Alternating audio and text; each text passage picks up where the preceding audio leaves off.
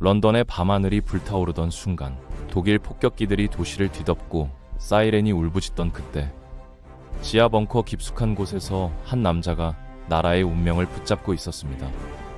금고는 비어 있었습니다. 총알도, 전투기도, 돈도 모두 모자랐습니다. 영국은 지금 전쟁보다 먼저 파산의 벼랑 끝에 서 있었죠. 그런데 더 아이러니한 사실이 있습니다. 이 절체절명의 순간에 영국을 이끌고 있던 인물은 바로 몇 년 전 자신의 경제 정책으로 나라를 거의 무너뜨릴 뻔했던 장본인이었습니다. 실패한 경제 설계자, 그러나 동시에 제국을 구한 전시 지도자. 어떻게 한 사람의 판단이 영국을 위기로 몰아넣고 또다시 세계 질서를 뒤흔드는 반전을 만들어냈을까요? 지금부터 윈스턴 처칠이라는 한 인간의 치명적인 경제적 오판과 그 위에서 시작된 전쟁의 역설적인 승부를 낱낱이 파헤쳐 보겠습니다.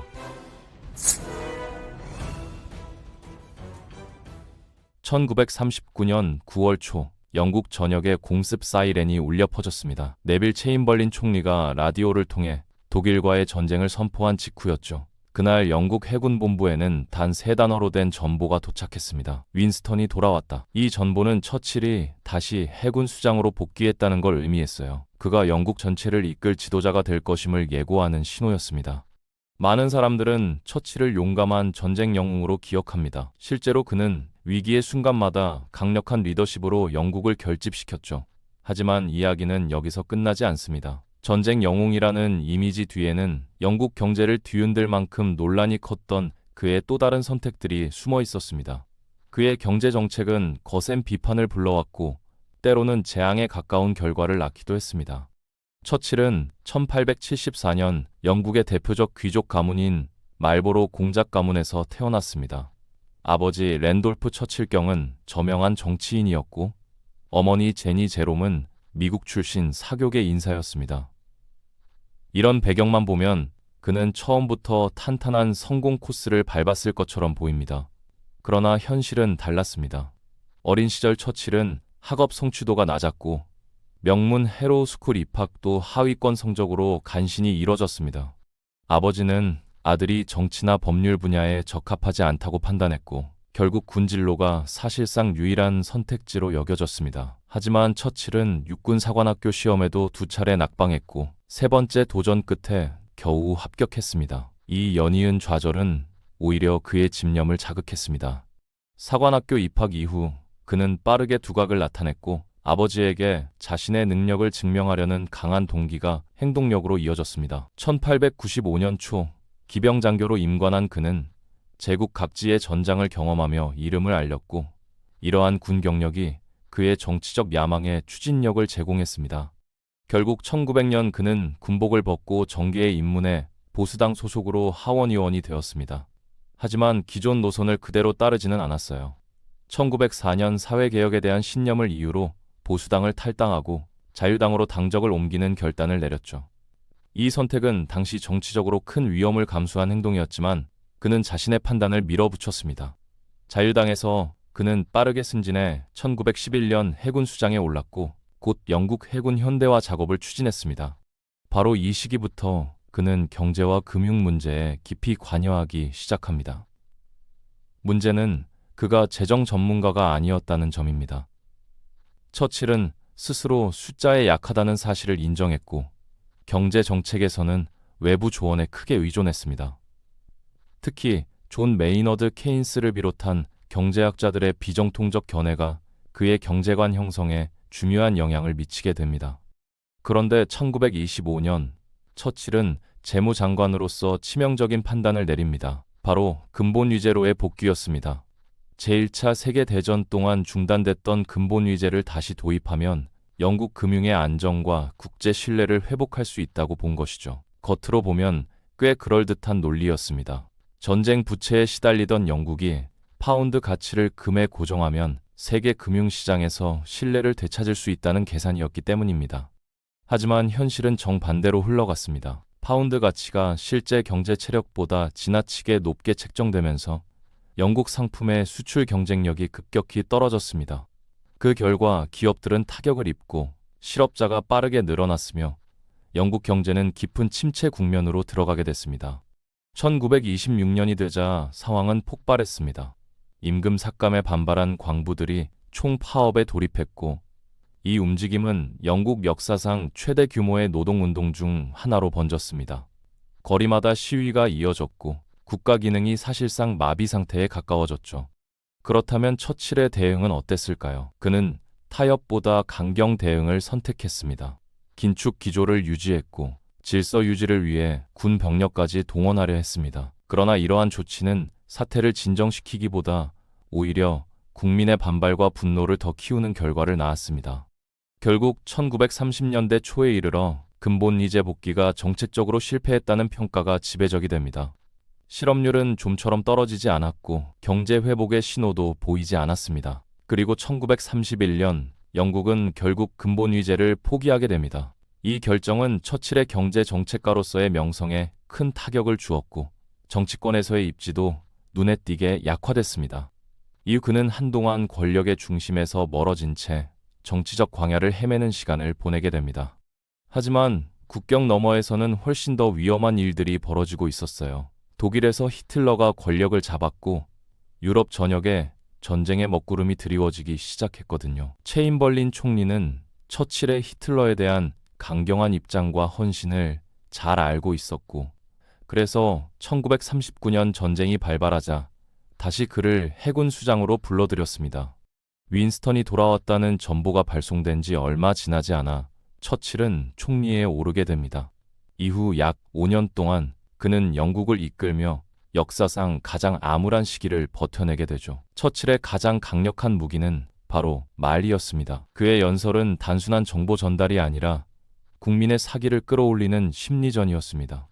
우리는 해변에서 싸울 것이다. 우리는 상륙지점에서 싸울 것이다. 라는 유명한 연설은 패배 직전까지 몰렸던 영국인들에게 버틸 이유를 만들어 주었고 국민을 하나로 묶는 상징적 구호가 되었죠. 처칠은 언어를 실제 전력으로 바꿀 줄 아는 정치 지도자였습니다. 하지만 연설만으로 전쟁에서 승리할 수는 없었습니다. 처칠은 강력한 외부 지원이 반드시 필요하다는 사실을 잘 알고 있었고 특히 미국의 도움이 절실하다고 판단했습니다. 그는 프랭클린 D. 루스벨트 대통령과 긴밀한 협력 관계를 구축했고 동시에 이오시프 스탈린과도 전략적 공조를 형성했습니다. 이 세 지도자의 연합이 결국 주축국을 무너뜨리는 핵심 축이 되었죠. 처칠은 이 동맹을 유지하기 위해 위험을 감수하며 각국을 오갔습니다. 이유는 분명했습니다. 대동맹이 흔들리는 순간 영국의 생존 자체가 위협받는다는 사실을 누구보다 잘 알고 있었기 때문입니다. 그런데 여기서 치명적인 문제가 드러납니다.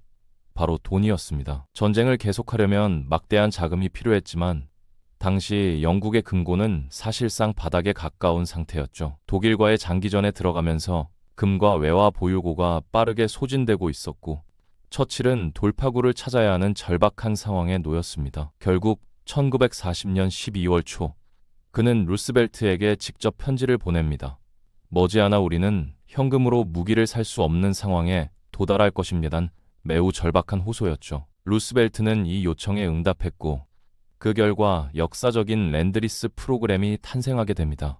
랜드리스는 매우 영리한 발상이었습니다. 이 구상의 출발점은 이전의 구축함 거래에 있었습니다.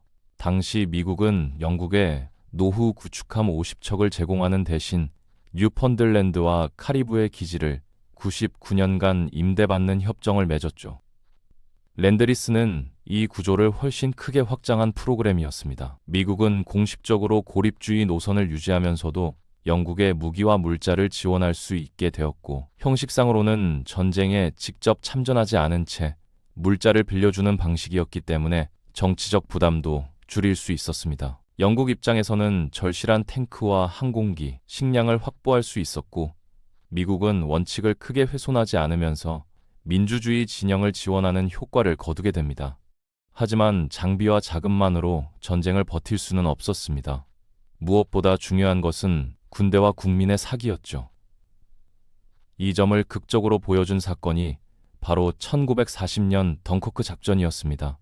수십만 명의 영국군과 연합군이 프랑스 해안에 고립되면서 상황은 절망적으로 보였습니다. 독일군의 포위망은 점점 좁혀왔고 상공에서는 독일 공군의 폭격이 계속 이어지고 있었죠. 그러나 처칠은 철수를 포기로 받아들이지 않았습니다. 그는 가능한 모든 선박을 동원해 병력을 구출하라고 지시했고 해군뿐 아니라 민간 선박의 참여까지 공개적으로 호소했습니다. 그 결과 어선과 유람선, 개인 요트까지 바다로 나서 던커크로 향하게 됩니다. 작전 과정은 극도로 혼란스럽고 위험했지만 군과 민간이 힘을 합친 끝에 기적 같은 결과가 나옵니다. 33만 명이 넘는 병력이 무사히 철수했고 이는 영국 사회 전체에 엄청난 사기 진작 효과를 가져왔습니다. 덩커크 철수는 단순한 후퇴가 아니라 버텨낼 수 있다는 상징이 되었죠. 국민들은 위기 속에서도 결단을 내린 처칠의 리더십에 강한 인상을 받았고 그의 연설과 지도력은 아돌프 히틀러의 공세에 맞서는 정신적 구심점 역할을 하게 됩니다. 이후 영국 공군이 본토 항공전에서 선전하고 미국이 정식으로 참전하면서 전세는 점차 연합국 쪽으로 기울기 시작합니다. 그리고 1945년 전쟁은 마침내 연합국의 승리로 막을 내리게 되죠. 그런데 바로 그 직후 처칠은 예상치 못한 정치적 현실과 마주합니다. 국민들이 승리의 영웅을 계속 선택하기보다 전후 변화를 원했던 것입니다. 1945년 7월 총선에서 영국 노동당이 압도적으로 승리하며 처칠과 보수당 정부를 끌어내렸습니다. 전쟁을 승리로 이끈 지도자가 전쟁 후 선거에서 패배하는 영국 정치사에서도 매우 이례적인 장면이었죠. 이 결과는 당시 국민 정서를 그대로 반영한 것이었습니다. 오랜 전쟁으로 지친 유권자들은 이제 주택, 의료, 고용 같은 생활 문제의 해결을 원하고 있었습니다. 노동당이 내세운 국민건강보험 도입, 주요 산업 국유화, 전후 복지 재건 구상이 큰 호응을 얻은 이유가 여기에 있습니다. 반면 처칠은 전쟁 수행과 외교에 역량을 집중한 나머지 국내 개혁 의제에서는 상대적으로 존재감이 약했습니다. 결국 유권자들은 전쟁의 영웅보다 삶을 바꿀 정부를 선택한 셈이죠. 그러나 이것이 처칠 정치 인생의 끝을 의미하는 것은 아니었습니다. 1951년 보수당이 다시 집권에 성공하면서 처칠은 두 번째로 총리에 복귀합니다. 그러나 이번 상황은 전시 지도자 시절과는 크게 달랐죠. 그는 이미 70대 후반의 고령이었고 오랜 정치 활동으로 체력과 집중력이 눈에 띄게 떨어진 상태였습니다. 전쟁 당시 보여줬던 강한 추진력은 예전 같지 않았고 많은 정책 결정이 내각 중심으로 이루어지게 됩니다. 더구나 제2차 세계대전을 승리로 이끈 영국은 이제 심각한 경제 부담과 재건 과제에 직면해 있었죠. 처칠은 이 냉혹한 현실을 받아들여야 했습니다. 다행히 그의 곁에는 유능한 재무장관 리처드 오스틴 버틀러가 있었습니다. 버틀러는 영국 재정을 안정시키는 동시에 보수당의 경제 노선을 현실에 맞게 조정했습니다. 그는 존 메이너드 케인스의 이론, 즉 케인스주의적 정책이 전후 영국 경제를 안정시키는데 실질적으로 도움이 된다고 판단했죠. 처칠 역시 이 접근을 받아들였습니다. 처칠이 금융과 세부 재정 운영에 약하다는 점은 이미 널리 알려져 있었고 그는 이 분야에서는 전문가에게 권한을 맡기는 것이 합리적이라고 보았습니다. 버틀러에 대한 그의 신뢰는 매우 컸고 두 사람의 협력은 정책 집행 면에서 비교적 안정적인 성과를 냅니다. 핵심 방향은 완전 고용 유지, 복지국가 체제 유지, 그리고 원자력과 국방 분야에 대한 전략적 투자였습니다. 문제는 전쟁으로 크게 약화된 경제 기반 위에서 이 모든 과제를 어떻게 감당하느냐였습니다. 제한된 재정 속에서 균형을 맞추는 일이 가장 어려운 숙제였죠. 처칠은 이미 전쟁 중부터 일정한 대비책을 시행하고 있었습니다. 바로 1940년 도입된 배급제였습니다. 식량과 주요 물자를 통제해 공평하게 분배하는 이 제도는 전쟁이 끝난 뒤에도 상당 기간 유지됩니다. 그리고 1954년에 이르러서야 배급제가 완전히 폐지되는데 이는 영국 경제와 사회가 정상화 단계로 들어섰다는 중요한 신호였습니다. 국민 사기도 이 시점을 전후해 눈에 띄게 회복되었죠. 하지만 배급제 종료만으로 생활 문제가 해결된 것은 아니었습니다. 독일의 공습으로 수많은 주택이 파괴되면서 심각한 주거난이 남아 있었기 때문입니다. 처칠 정부는 주택 공급 확대를 핵심 과제로 추진했고 결국 30만 채가 넘는 저가 주택을 공급하는 성과를 냅니다. 이는 이전 영국 노동당 정부가 시작했던 주택 정책의 흐름을 이어받아 완성한 것이었으며 전후 재건 과정에서 의미 있는 진전으로 평가됩니다. 많은 정치인이 비슷한 공약을 내세우지만 실제 공급으로 이어지지 않는 경우가 많다는 점을 고려하면 실행력 측면에서 분명한 성과였다고 볼 수 있죠. 주택 문제를 넘어 국민에게는 의료 보장과 생활 안정에 대한 확신이 필요했습니다. 처칠은 기본적인 삶의 안전망이 갖춰져야 국민 생산성과 국가 역량도 함께 높아진다고 판단했습니다. 그래서 그는 정권이 바뀌었음에도 불구하고 기존 복지 체계를 급격히 축소하지 않았습니다. 재정 절제와 정부 개입 최소화라는 보수당의 원칙을 유지하면서도 국민 건강보험을 포함한 복지 시스템은 계속 존속시키는 절충적 노선을 택한 것이죠. 다시 말해 전시동원 체제를 단번에 해체하기보다 필요한 사회 안전망은 유지하는 현실적 선택을 한 셈입니다. 처칠은 철저한 실용주의자였습니다. 전시동원 체제를 한꺼번에 해체하면 정부의 정치적 기반이 흔들릴 수 있다는 점을 잘 알고 있었죠. 그래서 그는 시대 변화에 맞춰 정책을 점진적으로 조정하는 길을 택했고, 이 선택은 일정한 성과로 이어집니다. 전쟁 영웅이라 하더라도 평시의 요구에 맞게 전략을 바꿀 수 있다는 점을 보여준 사례였죠. 물론 처칠이 처음부터 복지국가 개념에 적극적이었던 것은 아닙니다. 그는 전통적으로 개인 책임과 자유시장 원칙을 중시하는 보수 정치인이었습니다. 그러나 전후 사회가 구조적 안전망을 요구하고 있다는 현실을 인정했고 복지국가적 요소를 일정 부분 수용하게 됩니다. 이러한 태도는 보수 진영 내부에서는 논란의 대상이 되기도 했습니다. 그럼에도 처칠은 여론에 끌려가기보다 필요하다고 판단하면 기존 노선에도 손을 대는 정치인이었습니다.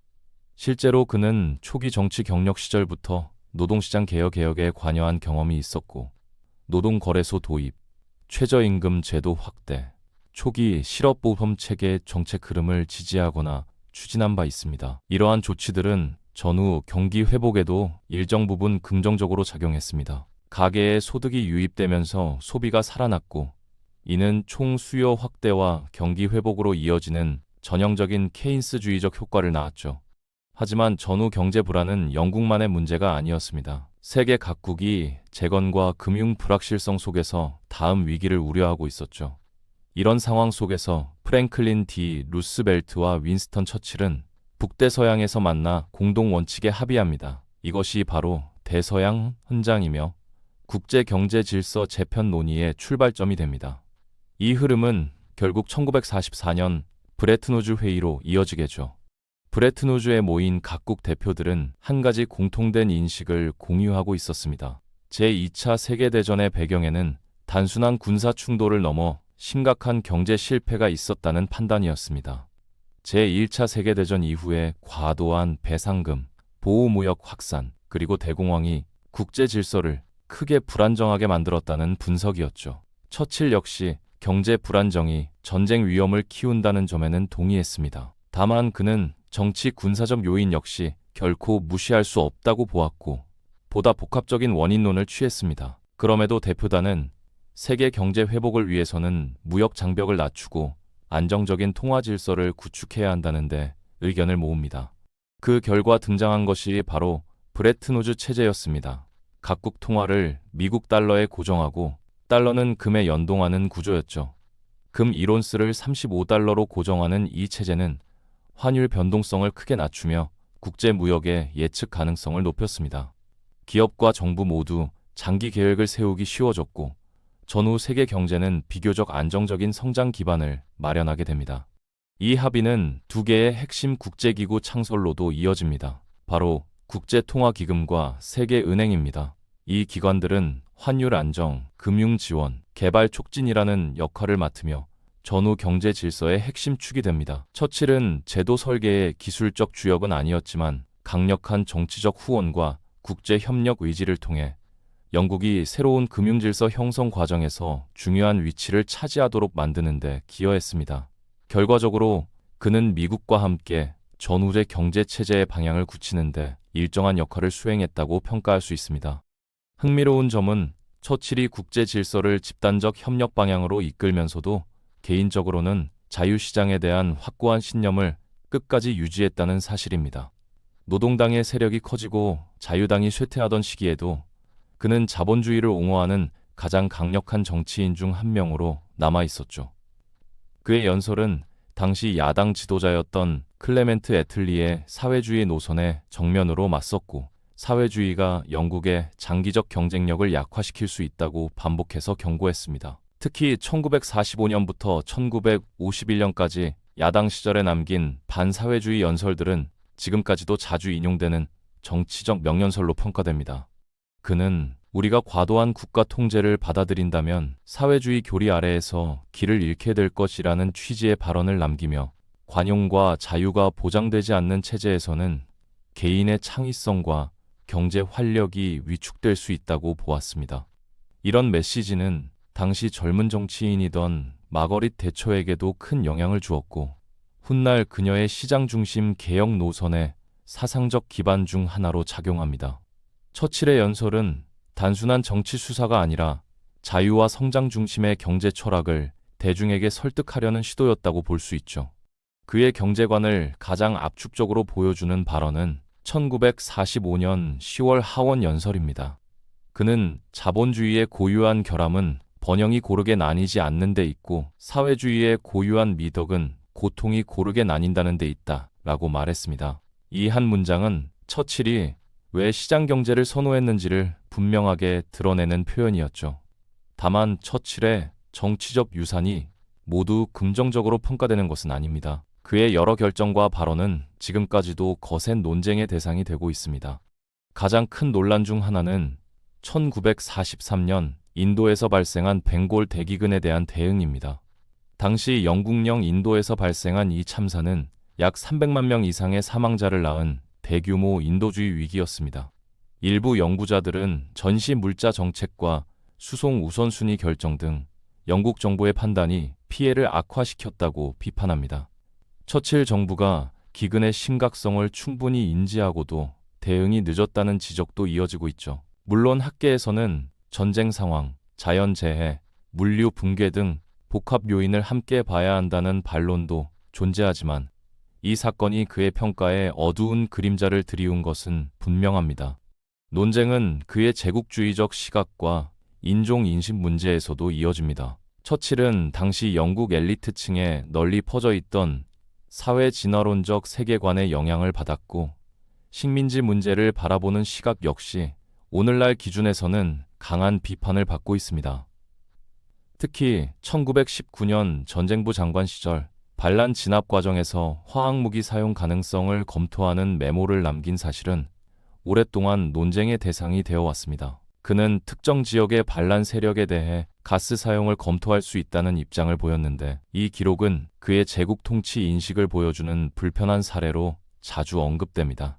이처럼 처칠의 유산은 찬사와 비판이 강하게 교차합니다. 한편으로는 전시 리더십과 정치적 결단력으로 높이 평가받지만, 다른 한편으로는 제국 정책과 인종 인식 문제에서 분명한 한계를 드러냈다는 지적도 받습니다. 결국 그는 위대한 지도자이면서 동시에 논쟁적인 인물이었습니다. 말년으로 갈수록 건강은 빠르게 쇠약해졌고 정치 일선에서도 점차 물러나게 됩니다. 그리고 1965년 월 어느 날 아침, 그는 생애 마지막 시기를 맞이합니다. 훗날 전해지는 그의 마지막 말은 짧지만 상징적이었습니다. 나는 모든 것에 실증이 났다. 윈스턴 처칠의 유산은 무엇보다도 강력한 리더십에 있습니다. 그는 흔들리던 영국 사회를 하나로 묶었고, 결정적인 순간마다 국민의 의지를 끌어올렸습니다. 그의 연설은 단순한 격려를 넘어 전쟁 수행 능력 자체를 끌어올리는 도구였죠. 실제로 그는 국가만이 아니라 언어까지 전쟁에 동원한 지도자로 평가받습니다. 전쟁이 끝난 뒤에도 그의 시선은 국제 질서에 머물러 있었습니다. 1946년 미국 미주리주 풀톤에서 열린 연설에서 그는 윈스턴 처칠 특유의 직설로 영미 협력의 필요성을 강조했고, 영국과 미국이 공유하는 가치와 힘이 전후 세계 질서를 지탱할 것이라고 전망했습니다. 다만 냉정하게 말하면 처칠이 금융이나 경제 운영의 세부에 강한 지도자는 아니었습니다. 그 역시 자신의 약점을 알고 있었죠. 대신 그는 경제 정책에서 철저히 실용적인 태도를 취했습니다. 방향과 결단은 자신이 내리되 구체적 설계는 전문가에게 맡기는 방식이었습니다. 이 점 때문에 그의 경제 리더십을 두고 평가는 지금도 엇갈립니다. 한쪽에서는 그를 위기의 순간을 정확히 읽어낸 담대한 지도자로 봅니다. 동맹을 결속시키고 전 세계 판도를 바꾸며 국가를 승리로 이끈 인물이라는 평가죠. 반면 비판도 만만치 않습니다. 근본이제 복귀 결정은 영국 경제에 깊은 상처를 남겼고 제국과 인종 문제를 둘러싼 그의 인식은 오늘날 기준에서 거센 논쟁의 대상이 되고 있습니다. 그럼에도 역사학자들 사이에서 비교적 일치하는 평가가 하나 있습니다. 가장 어두운 순간에 국민을 하나로 묶어 세울 수 있었던 지도자는 많지 않았다는 점입니다.